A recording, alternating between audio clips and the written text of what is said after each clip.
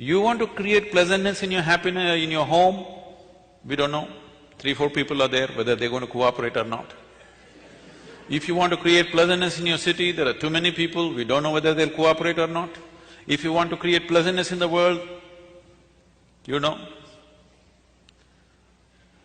nobody in this world happens 100% the way you want them. Did your parents happen 100% the way you want them? Did they? The children can say, it's okay. Did your friends happen 100% the way you want them? Did your spouse or partners happen 100% the way you want them? Not even your dog. These days they do their own things. Nobody happens 100% the way you want them, but that is not the problem. The problem is this one. This one is not happening the way you want him to be. That is the problem, isn't it? If this one happened 100% the way you want him, life around you, whichever way it happens, it's either a breeze or an adventure. Yes? It is either a gentle, the fragrance of the jasmine on a gentle breeze, or it's an adventure. There is no unpleasantness. Unpleasantness is happening from within you, never from outside of you. No, you don't know how unpleasant my boss is. No, he only causes at the most, if he's causing unpleasantness around you. He cannot cause unpleasantness within you, isn't it? This is your work. This is completely your work, isn't it? Why would anybody cause unpleasantness to himself? Simply because we have chosen to live unconsciously, just as a compulsive reaction to everything that's happening around us. For solutions, we are looking into books, we are looking into all kinds of things. We are always looking elsewhere, never inward. This happened. We are from Tennessee. In Tennessee, every family with some kind of tradition has their own leather-bound, large-sized Bible of their own. They're very proud of this. It's so large, you can barely open it, at least children cannot. One day a boy, 12 years of age, who was studying in a boarding school elsewhere, came home and he found this huge book sitting there and he opened it.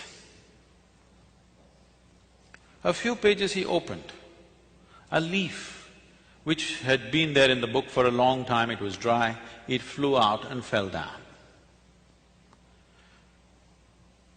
Then he called out loudly, "Mama, come and see what I found." She said, "What is it that you have found?" "Mama, come and see, please come and see what I have found." She said, "Come, tell me, what have you found?" He said, "I think I found Adam's underwear."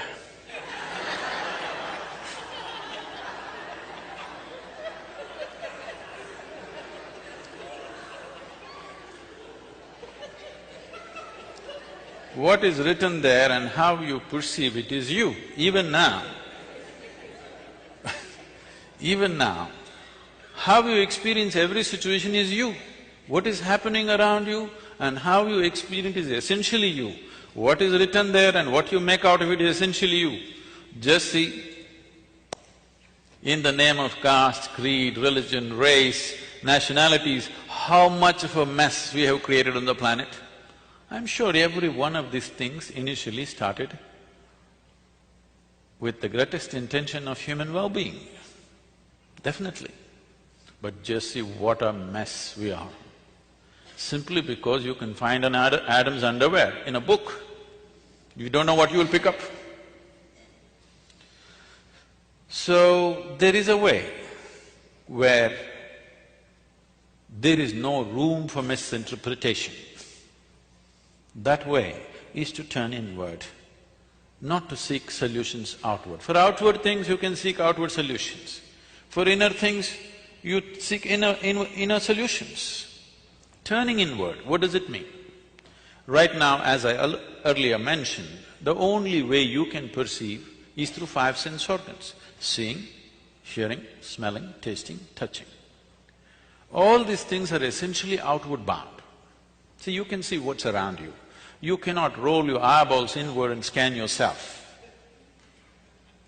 You can hear this, but so much activity in this body, you cannot hear that. If an ant crawls upon this hand, you can feel it. So much blood flowing, you cannot feel it. In the very nature of things, sense organs are outward bound, but everything that you experience is happening from within. This is the fundamental human predicament. Only if you turn inward, then you are into what you are referring to as India studies.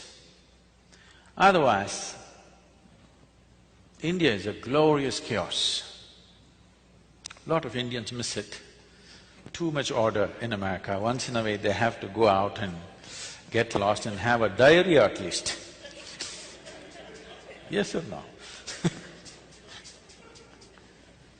If not enlightenment, at least a diarrhea. You must eat the street food and something must happen. No, it need not be like that. It is just that it's very organic. It is always depending upon touching the inner genius within every human being. It is not depending upon the organization of the outside, which can be very chaotic. For a person who's been born and brought up in Western societies, India could be bewildering and scary. But you will see, Indian people are so much at home with the chaos because it's so organic. Everything is happening because of the human being. If one human being stops being human for a moment, everything collapses. So you can't afford to be mechanical about your life. You have to be conscious, otherwise you cannot manage even simple things in home. Initially, this was created consciously. Over a period of time, other things have happened, unfortunately. Now, this whole process of looking inward, what does it mean? Can I tell you my own story? It's okay with you? You're becoming very serious, it scares me. Shankaran Pillai came to United States.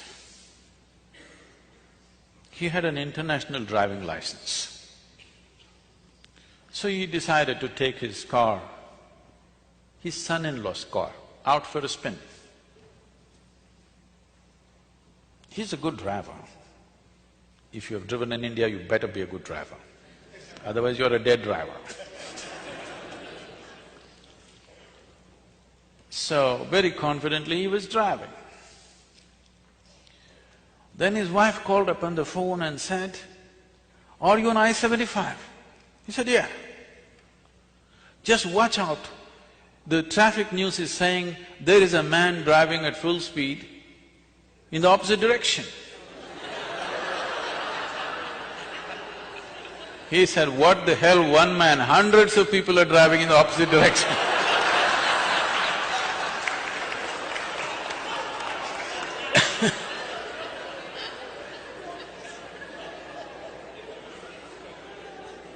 But he's very comfortable. So what does turning inward mean? This happened to me when I was just 3-4 years of age. Suddenly one day I realized, I don't know anything. I don't know anything means I don't know anything at all. If they give me a glass of water, I do not know what is water. When I say I do not know what is water, I know how to use it. I know if I drink it, it'll quench my thirst and so many other ways of using it. But I do not know what is water. Do you know what is water even today? With all this scientific exploration, you must understand, we have not understood a single atom in its entirety. We know how to use them, but we do not know what it is, even today. It is the only thing available in all the three states on the planet.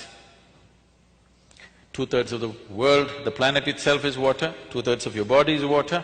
If you want to look for life, you look for water. A drop of water means you think life is possible. It's the very basis of your existence on this planet. But you do not know what it is. So they give me a glass of water, I keep staring at this for 3-4 hours at a stretch. If I find a leaf, I will stare at it 5-6 hours. I sit up in my bed, staring at the darkness for the whole night. My dear father, being a physician, started thinking I need psychiatric evaluation. This boy is just staring at something or the other, unblinking for hours on end, he's lost it. My problem is, I look at this, I do not know what is this, how to shift my attention to something else, I'm just stuck to it, paying attention to it. In this condition, they sent me to school. I went to school and my mother told me, you must pay attention to the teacher. I went and paid attention.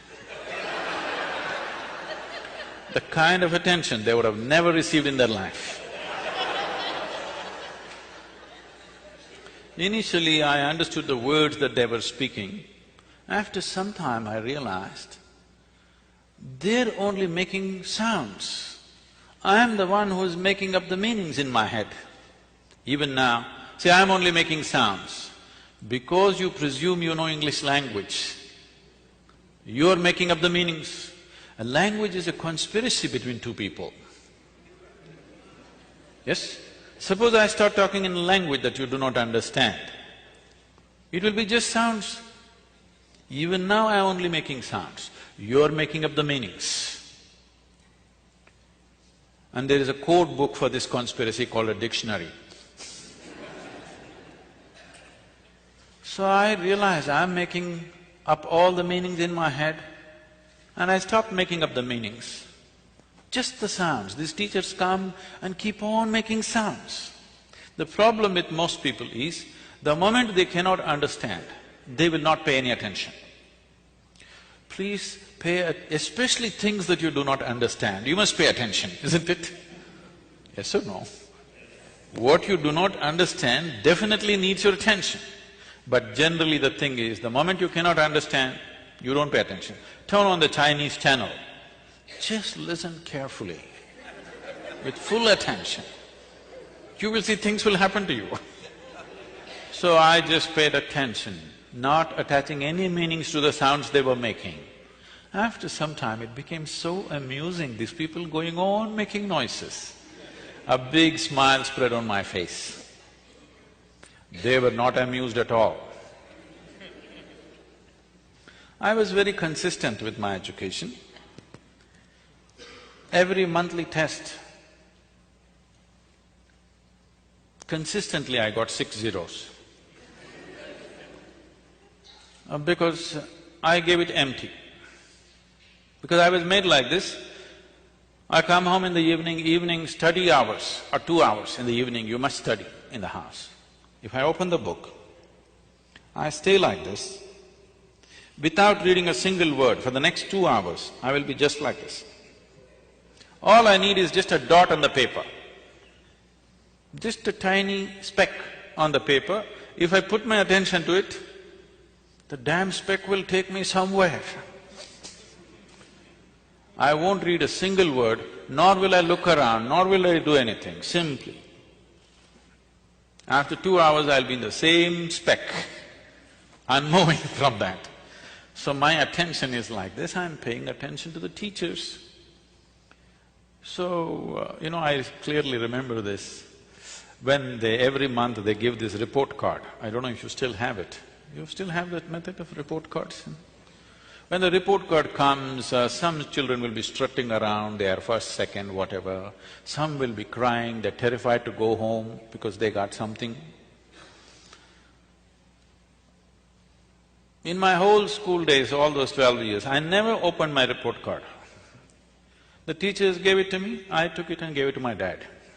I thought this is a transaction between the two of them. I never wanted to, peep into that.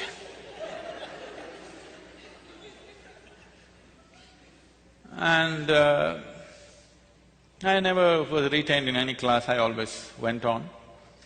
About 4 years ago, this school where I studied over 4 decades ago, they came to invite me for their 125th anniversary of the school. They were inviting all the prominent alumni. They came to invite me. I said, see, please, why me? I was not just a not good student, I was not even a student. Don't take me back to the school. They said, no, our school has produced federal ministers, our school has produced film stars, our school has produced cricketing stars.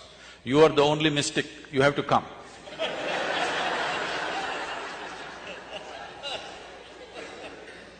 I said, okay. And I went, I stood up to speak in this quadrangle, the same oppressive buildings. I just looked like this, I suddenly saw this classroom and this whole situation came back to me. I was about 12 years of age. As usual, I am paying absolute attention to the teachers. I know the teachers past, present and future, but I don't hear a word of what they're talking. So that particular afternoon, this teacher is trying to get some response from me. But these are times when for 3, 4, 5 days, I wouldn't utter a single word. Because when you don't know anything, what do you say? What is there to say? You know nothing. If you look at a leaf, you don't understand that in entirety. If you look at anything, you don't understand in its fullness. So there's nothing to say. He tried 35, 40 minutes trying to get some response. Nothing came out of me, I was paying full attention to him. He came, held me by the shoulder, shook me violently and said, you must either be the divine or the devil. I think you are the latter. Till now, till that moment, my problem was, what is this, what is that, what is that, what is that? But there was one clarity that this is me. Suddenly this man confused me about this also. I looked, well, am I devil, am I divine, what the hell am I? This was very clear that this was me, but this man brought this confusion about this also. I tried to stare at myself, it didn't work, so I closed my eyes and sat. Initially hours, then it went into days. Once I closed my eyes and sat, I thought, in my experience, I felt it's about 25, 30 minutes. When I opened my eyes, a whole crowd of people around me, garlands around my neck, people are trying to pull my feet, you know, pulling legs is a part of Indian tradition. And somebody wants to know about his business, somebody wants to know when his daughters will get married. I said, how the hell did these people manifest here? Where did they come from? Big crowd. They said, you've been sitting here for 13 days. In my experience, I just sat there for 25, 30 minutes. I closed my eyes and I opened my eyes, a big crowd.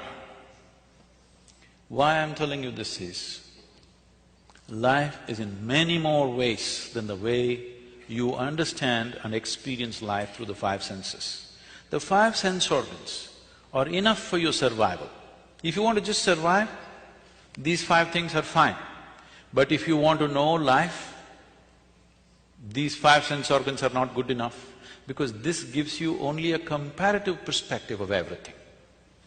What you know by comparison, see, you know light only because you know darkness, isn't it? The nature of sense organs is such, if you see this part of my hand, you cannot see the other part of my hand. Even if you take a grain of sand, if you see one part, you can't see the other part. If you're experiencing light, you cannot experience the darkness. This is the nature of sense organs, and everything is in comparison. For example, let's say you're 6 feet tall. Now, you stand like a tall man, you walk like a tall man, you think like a tall man, you feel like a tall man, and you are a tall man. Suppose you went to another society where everybody is 8 feet tall. Now you stand like a short man, walk like a short man, think like a short man, feel like a short man, and you are a short man. So what you know in comparison is only useful for survival in a particular situation. It is not a way of knowing life. There are the dimensions of perception which a human being has to activate. You need to understand what is needed for survival. Became active. The moment you came out of your mother's womb, all these things became active.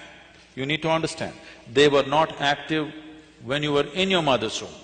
Otherwise you would know the whole human physiology. You didn't have to go to your medical school, you know. Your eyes were not open, your perception was not open. Only after you came out, it opened up, because without it you cannot survive. If survival is all you're seeking, this is fine. But once you come as human, somehow survival is not good enough, isn't it? When survival is in question, it's a big issue. Once it's taken care of, it doesn't mean anything. Isn't it so? There is something within you, always longing for something more. Whoever you may be right now, whatever you may be right now, you want to be something more than who you are right now? Yes or no? If that something more happens, what? What? You want something more? If that something more happens, what something more? It looks like you're looking for expansion. Okay, we will make you the king or queen of this planet. No, don't look at me hopefully. You think I'll make such a blunder? Suppose you become the king or queen of this planet, will you be fulfilled, I'm asking you? You will look at the stars, isn't it? So there is something within you which wants to expand. I'm asking how much expansion would settle you for good? How much expansion would settle you for good? Hello? Unlimited. You're looking for infinite expansion, a fantastic desire, but a hopeless method. Your longing to become boundless is wonderful. See, there is something within you which does not like boundaries. Suppose I imprison you in a 5x5 cubicle right now, you will feel horribly imprisoned. Tomorrow, we will liberate you into a 10x10 cubicle. You will feel wonderful for a day, and again the same thing. Then we will liberate you into a 100x100 cubicle. You will feel wonderful for 3 days, and again the same thing. It doesn't matter where I set the boundary. The moment you can feel the boundary, you want to break it. Yes? There is something within you which does not like boundaries. There is something within you constantly longing to become boundless. You may be trying to settle this either unconsciously or consciously. If you're trying to settle it unconsciously, you think going out shopping will settle it. It does for a moment, again tomorrow the same thing. Or reading a book will settle it, or conquering something will settle it. All these things settles you for some time, and again the same thing. The moment you can feel the boundary, again it's a problem, isn't it? There is something within you longing to become boundless. You need to understand this. Boundaries are essentially the nature of the physical. The physical exists in this universe, the physical exists in creation only because of defined boundaries. I can call this a physical body only because there is a defined boundary. If I take away the boundaries of this body, could you call this physical? If it is all over the place, would it be physical? Only because it stays within a defined boundary, it's physical. So boundary is the nature of physical existence. There is something within you longing to go beyond all boundaries. So if you touch a dimension within you, which is not physical in nature, only then this will settle. Is there such a thing? Well, let's understand this. When you were born, your body was only this much, now it's become this much. How did it happen? What? How did it happen? The food that you've eaten, isn't it? The food that you've eaten. So what you call as my body is a heap of food, actually, or it's a piece of this planet. Physical is something that you gathered over a period of time, yes? Physical is an accumulation. What you accumulate, at the most, you can claim it is mine. It cannot be you, isn't it? It can be yours, it can never ever be you. It can be mine, it can never ever be me, isn't it? What you gather can belong to you, cannot become you. But right now, you are so identified with things that you have gathered. Not only in the body, in the mind, your mind is a heap of impressions that you have gathered. Your mind is a gathering, your body is a gathering. Both are accumulations. Between these two things, where are you? A dimension beyond the physical, which is the basis of all this. If you eat a piece of bread, it transforms it into such a fantastic machine that we call as human mechanism. This human body is the most sophisticated technology on the planet. Do you agree with me? The iPhone users, I'm asking you. Because I see you so deeply engrossed in it, you seem to think it's more than the eye. Now, this is the highest level of technology found on the planet. Everything else is a small imitation of this, isn't it? And with what are you manufacturing this? With a piece of bread, with a carrot, with an apple, with whatever you eat. Just about anything that you eat, even if you eat the so-called junk food, even that is becoming wonderful technology. So there is an intelligence here, there is a competence here, which is capable of transforming a piece of bread into such a highly sophisticated machine.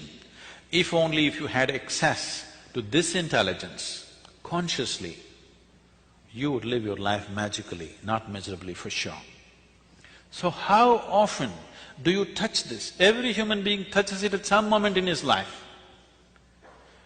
If you can consciously touch it, definitely you would stay in touch with it, isn't it? If you accidentally touch it, then it happens accidentally. Most beautiful moments in people's lives, unfortunately, are generally accidental. People come and tell me, Sadhguru, I met such a wonderful person. I say, stop. Why are you not that wonderful person? Why is it that you're meeting such wonderful people? If you are feeling absolutely wonderful, anything that you look at looks wonderful, isn't it? Yes or no? Have you noticed this? When you're happy, you appreciate everything. When you're miserable, everything is… the whole creation is a rubbish. Yes or no? So this possibility is not in the Himalayan cave. This possibility is not geographically located in India.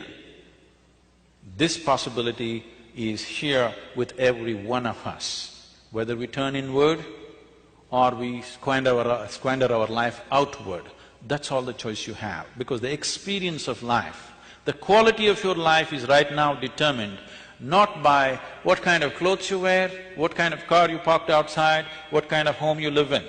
This moment, what is the nature of your experience? Is it immensely pleasant or unpleasant or seesawing between the two? That determines the quality of your life.